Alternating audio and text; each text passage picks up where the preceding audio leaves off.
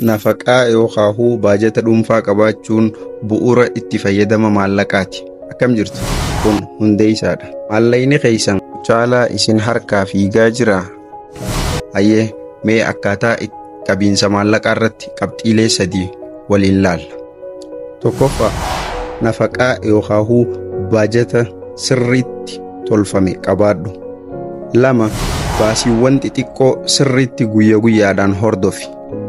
3 madda galii keetii sirnaan beekiitii if dura tilmaami. Haala kanaan qabiinsa dhangala'aa maallaqa keetii yoonii fi itti fayyadamte carraa jiruttis akka fayyadamtu si godha, akkasumas illima maallaqaa keessa akka hin seenne si ittisa. Fannoo fi beekumsa waa'ee daldalaa, biizinasa akkasumas faayinaansii irratti argachuudhaaf peejii kana like, share, subscribe godhuu hin dagatinaa isiniin jenna. If hormaatan dhabina ogeessa biyya kuushirraa.